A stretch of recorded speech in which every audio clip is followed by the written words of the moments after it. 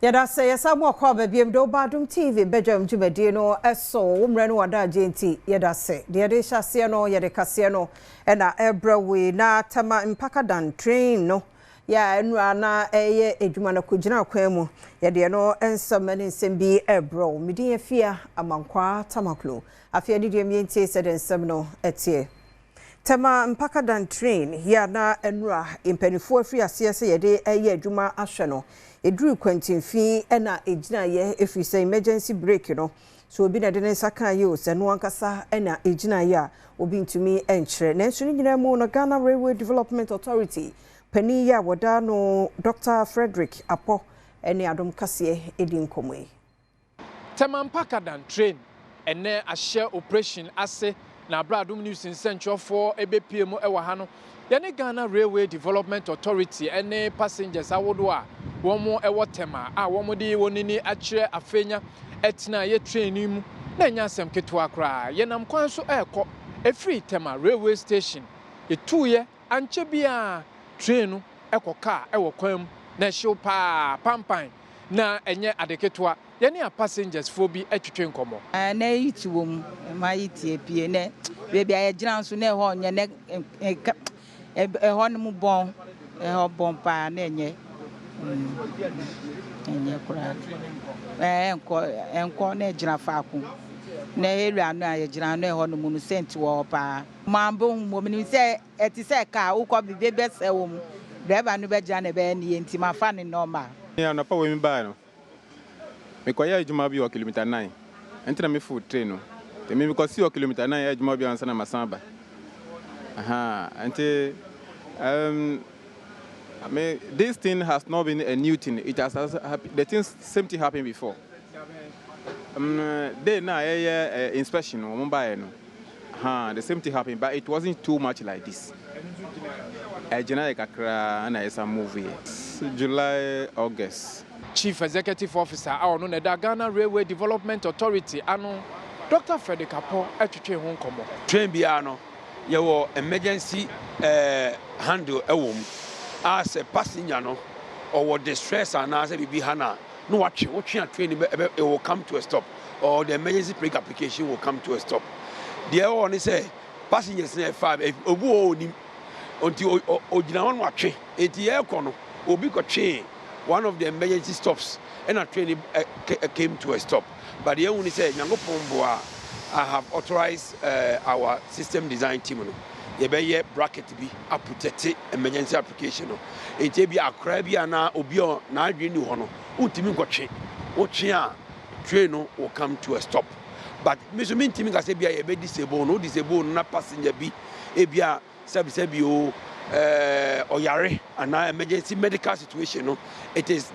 is meant for SOS or for passengers to pull it when they are in distress. Meeting at the Prince Usu Esido Adom News.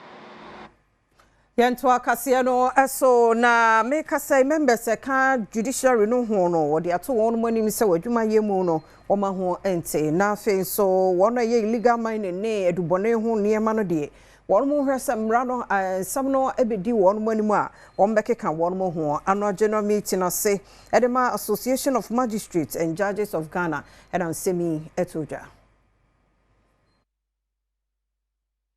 The fight against illegal mining and drug abuse cannot be won by the judiciary alone, but it cannot be won without us either. Let us not underestimate the ripple effect of our judgments, our diligence, and our courage. Every ruling grounded in justice strengthens the foundation of a law-abiding society.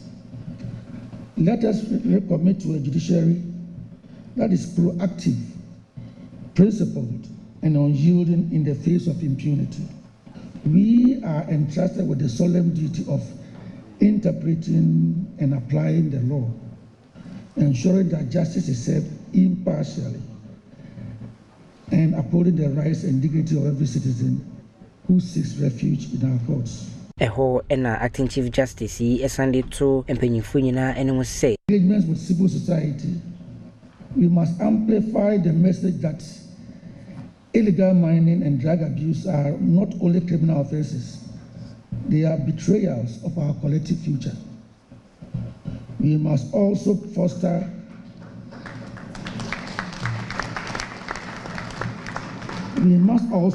judicial training and capacity building to keep abreast of new methods of drug trafficking, cyber-enabled criminal networks, and the complex corporate structures often used to mask illegal mining operations. Teachers and Educational Workers Union of Trade Union Congress too. So one muti mo pa wo boy so call a strike a year nanu kwada no o ma ba sense.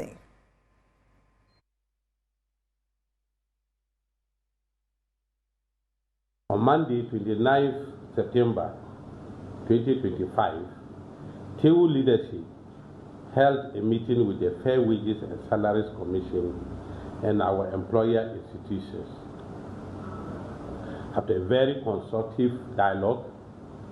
the parties resolved to work towards an amicable solution to the concerns of the union. We are expected to meet the Fair Wages and Salaries Commission on the 7th of October 2025 to proceed with negotiations, conclude and sign the various conditions of service of the affected institutions and of the TEU of TUC membership. These form part of the agreed issues with the Fair Wages and Salaries Commission during our engagement. Na we and a team penny for it to just say, at Yantia, one more Edia Trinchen, son and Chester, one more Eja, Cranimo, so one more echo equity and semi be free when she would dinner Abanas or Bo and Joshua, one more ever sign 18 being could say, one yama washer one son ever can. We, however, appreciate all management and school heads who have been supportive and cooperative by allowing our heirs to press home our demands without frustration and intimidation. Mayor Adom TV Badwam Kasiana Hana Brema Quine no pay ye DSC. Omreno wada JNT yeda se papa pa de do so no said the Adom online stories and it's ensuring to know the bonkrata ne ensenyankan na fe agudie mu nsam so aka ho. Nti twen enko bia na fe yento asomfa emma ene akwasi adwuma na sa de no akopie baabi foforo. Aha nti saa ne yekɔ no nti ne de me gyina mu ha kosi se kosi bodin so ebeba na fe yato aso na yemo bia chibiem samo bia kwaba ne tichi ne wo afi e na wo de wo fidie no ato ha na ye Badwam 5:30 ene ye ba se Badwam ye de nwom no ajejeje ababa na fe ahihye ye hu nkran ye wie nkran sha ye de news no e ba nti news yi ene yakan awie ya ye gyina mu de bonkrata ene Adom online stories no etwaso na fia gudie mu nsem so aka ho ye wie pe health tips so etwaso na fe yakọ jinkrato na fe interviews ahodo bi ahosepe wo ho asemidi kan pensem mu ya kan nyina bom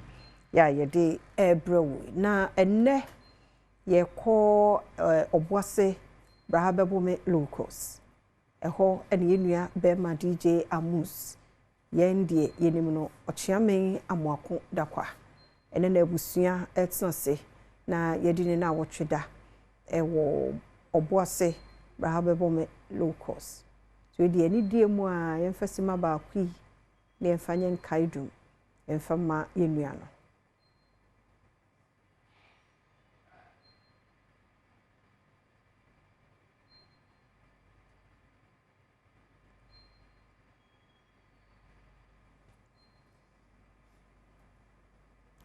Erade emfa nekra